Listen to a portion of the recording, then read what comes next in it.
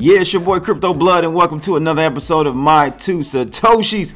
It is November 10th, 2018. Gotta give a shout out to my man Spoon Power 23 for that song request. Listen, I've had this song requested maybe 3 or 4 times on the channel since I started it. Warren G Regulate, featuring the late great Nate Dogg. Classic for sure. Spoon Power, thank you for that song request.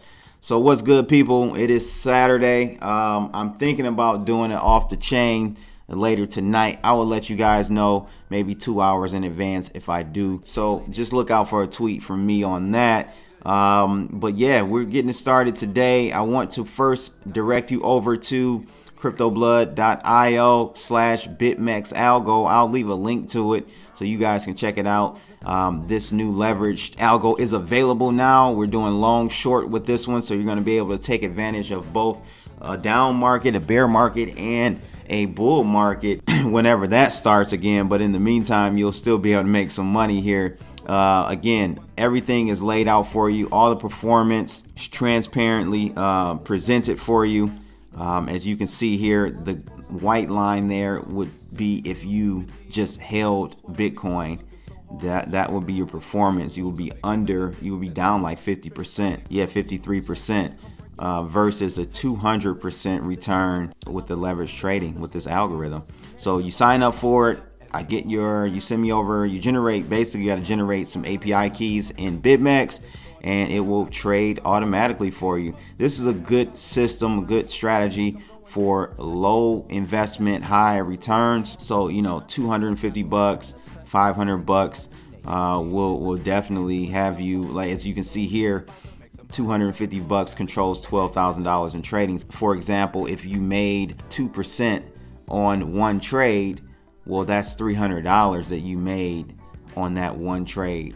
If you only had 250 bucks, but you're trading 12,000, that's just a quick example. We wouldn't trade the whole 250, but I'm just giving you the example of the potential for returns with this. I wouldn't put more than $2,000 in a BitMEX account. I would just trade it up and withdraw money as you trade it up. So check it out. If you click the view real-time results on that page, and again, I'll link it, it'll take you over to TradingView where you can see the details of this. I think in the TradingView I have it set at trading 2 lots or 2 contracts of Bitcoin per trade. So we're talking about, yeah, 13,000 per trade on a $15,000 account. Again, only risking roughly 2% per trade though.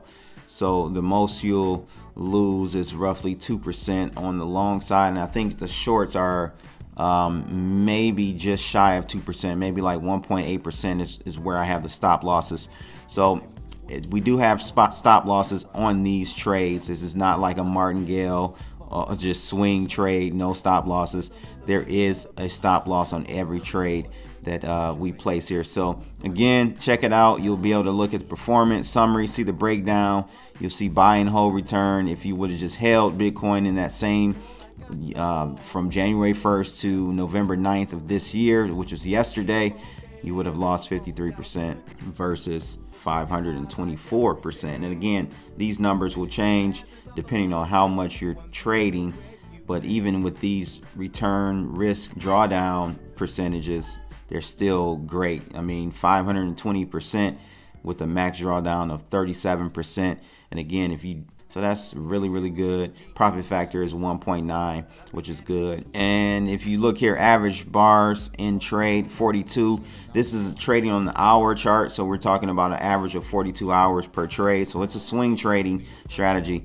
So yeah, check it out, guys. Sign up. I'll leave a link in the description of this video. 20% for a week. So this coming Friday, it'll go back to $366 for this. Well worth it for this leverage trading algorithm. Let's go ahead and take a look at this market cap. We're at $214 billion for the global market cap. Bitcoin's dominance is at 52%. We've come back a little bit, roughly 2-3 billion since I last did a video, but not too much. We did see a bounce off, almost off of my the top side of my trend line that I told you guys about. So that did almost bounce off of it. Let me just line this up a little bit better so you guys can see this. That should be just like that. So very close, but I'm still not convinced. I think we may see another test and then break of this trend line. So we'll have to see. I am still short on the algo. We got short about 64.56. So about 100 basis points in the green right now. So I'll just monitor this for you guys. So let's take a look at this first article out of CCN. It says Roger Ver says maybe I've been fooled by Craig Wright. Yeah, maybe you have, bro. Maybe you have. I know this is a couple of days late, but definitely still wanted to give my commentary on this. This is crazy. Early cryptocurrency adopter and outspoken Bitcoin Cash evangelist Roger Ver said that he is having second thoughts about his former alliance with self-described Bitcoin creator Craig Wright. Ver, the owner of the crypto wallet service and Bitcoin Cash mining pool Bitcoin.com, stated in a newly uploaded video that Wright, whose firm InChain is the developer of BCH software implementation Bitcoin SV, had fooled him. Ver says here, it's never easy to admit you've been fooled, but maybe I've been fooled, which was said sharing a screenshot of an email that Wright had allegedly sent him after he publicly backed BCH development group Bitcoin ABC, not Wright's SV, in the debate over the impeding BCH hard fork. Wright allegedly wrote, "Side with ABC, you hate Bitcoin, you are my enemy, you have fucking no idea what that means, you will, I am Satoshi, have a nice life." Oh my God, man. Craig, you are not Satoshi, bro. You can't even write proper code. I remember back a few months ago, came out, he was trying to brag about showing people that he knows how to code and stuff, and it was just awful. This guy, Craig Wright, has some serious issues. It says here, Ver and Wright had already been feuding for several months in the lead up to the hard fork, so it was no surprise when Ver publicly backed Bitcoin ABC's vision for Bitcoin Cash, or when the characteristically bombastic Wright lashed out by accusing Ver of wanting to promote child pornography. Oh my God. However, Ver claimed that his spat with Wright is about more than personal insults and political differences. He said that over time he had become skeptical about Wright's technical acumen. Yeah, definitely. Some things Craig says I think are really spot on, but other things he has no clue what he's talking about, Ver said, adding later that Wright had refused to engage in a technical debate at a recent BCH mining conference. Yeah, see, it's very suspect, and I for sure know that Satoshi or Wright is not Satoshi Nakamoto at all. It seems strange to have Craig refuse to engage in any sort of technical debate there, and my suspicion at this point is that he can't. And I've seen a bunch of things happen that make me skeptical, very, very deeply skeptical, he says. While he had shied away from outright stating that he believes Wright is Satoshi, he had praised his vision for cryptocurrency as consistent with the one laid out in the Bitcoin paper.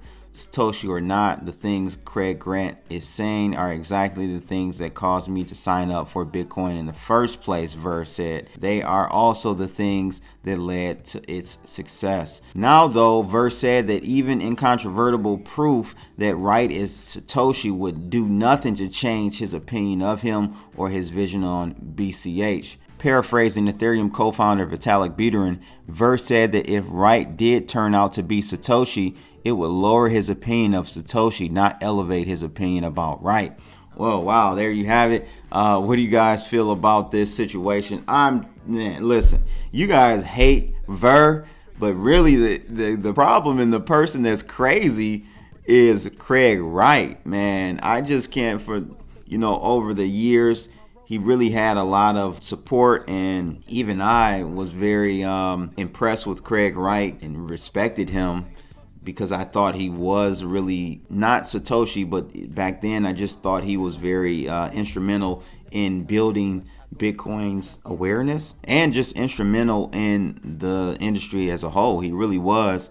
but as the years went by, he's just really hurt his own credibility. He really has, and it's to the point where I can't even take him seriously. Now with Roger Ver, I just think he goes about trying to spread what Bitcoin Cash is about in the wrong way. He does it in the wrong way. Very combative in his conversations and debates, and it's just very annoying. I was telling Hack Crypto that we discussed a little bit about Bitcoin Cash, Roger Ver, on his show. Honestly, none of them will be a means of cryptocurrency until the government changes. I mean, there's a few hurdles. One being they're all deflationary currencies, if you want to call them. I'm going to call them assets. They're deflationary assets. And two, well, at least in the United States, the government looks at Bitcoin, Litecoin, Bitcoin Cash as assets. So that means every time you spend Bitcoin or Litecoin on a cup of coffee, guess what? That's an actual taxable event for you. So you're paying taxes on the coffee, and it's a taxable event by transmitting that into fiat to pay for it. Or even if you pay for it in Bitcoin and the merchant accepts Bitcoin, at some point that would be a taxable event for them. A nightmare, you know, if they don't hold it for a year or longer. You're talking about short-term capital gains tax on every transaction that the merchant accepts if they're not converting it right then and there. So it's just a nightmare as far as being able to use what we know as cryptocurrencies as that. I don't think you can. It's just not even set up from a tax standpoint, set up to do that. But you guys let me know. I kind of got off on a tangent there, but let me know about this whole Bitcoin Cash fork. It's nonsense. If I had to pick, I would just go with Bitcoin ABC, which is Roger Ver's. Basically, the one on Coinbase will be the one that wins. Just plain and simple. Just think of it like that. So the second article is out of Trust Nodes, and it's about the rising concern about these smart contracts on Ethereum, man. They are really vulnerable. They've been vulnerable. There's been millions and millions of dollars lost from smart contracts and bugs in smart contracts over the last couple of years with Ethereum, and it's really an issue. And again, this just shows that they're working on trying to scale something that they haven't even fixed from a structural standpoint. Why scale something that has so many issues with it? But hey, but it says here, ever since the SlotKit DOA hack, some if not most Ethereum contracts have used a fail-safe mechanism that is actually very vulnerable and not very fail-safe. So for those that don't know, Ethereum is Turing complete, so you can code everything and anything in a smart contract. That includes something like do everything the code says, but not if a private key signs to tell you otherwise. This fail-safe mechanism or backdoor was found necessary after a bug in the SlotKit DAO drained the smart contract. An understanding thus was reached that smart contracts need some oversight. The problem though is that such oversight can go very wrong, because if anyone has access to the private key, you now have control of the smart contract. An example of this was shown recently after someone managed to buy many Oyster tokens at the ICO price, as was allowed by the smart contract under the only director or is owner function. Funfair, you guys probably know Funfair, another dApp, is accused of allowing the owner, or in this case the controller, to reverse token transactions and to print tokens out of thin air. A representative from Funfair says this is neither a bug nor a vulnerability. It is an upgrade mechanic. If we didn't have this mechanism, we would never be able to add functionality to the token. We would also not be able to address real bugs and vulnerabilities in the contract if there were to be discovered. Funfair is sort of doing what is kind of established practice, and they are far from the only ones to have such overriding mechanisms. As such, they do not stand out for any particular criticism, but only as an example of what many may consider as both a bug and a vulnerability. And I would say, guys, even this is not decentralized at all.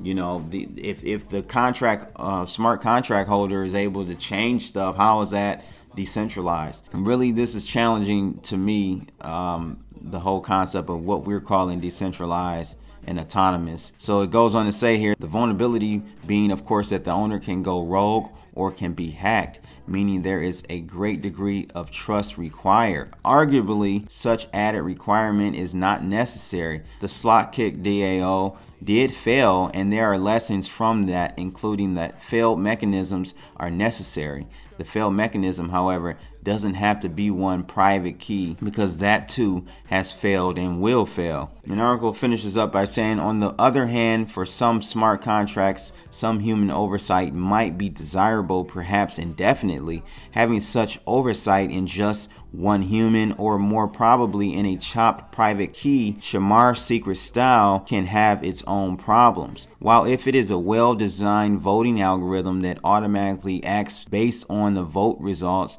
then the problem of bugs and hacks might be solved overall. So they definitely need to work on that and have that be a standard for contracts. They need a new ERC standard for these contracts, because this is just unacceptable. You know, that definitely needs to be fixed, and it's a vulnerability. A lot of these smart contracts have vulnerabilities that just haven't been exploited yet or found. You guys let me know your thoughts about the vulnerabilities with Ethereum contracts. This is nothing new. This is definitely nothing new, but great article that kind of just brings that back to the forefront and to have a discussion about. So that's pretty much it, guys. Make sure you like and subscribe, click that bell, share this video, all that good stuff. And I'm going to give a shout out to Spoon Power 23 again for that song request. And again, at the bottom of the screen, you will see that link to sign up for that BitMEX algo. 3-month subscription, $2.99. It's your boy Crypto Blood, and we out of here. Holla!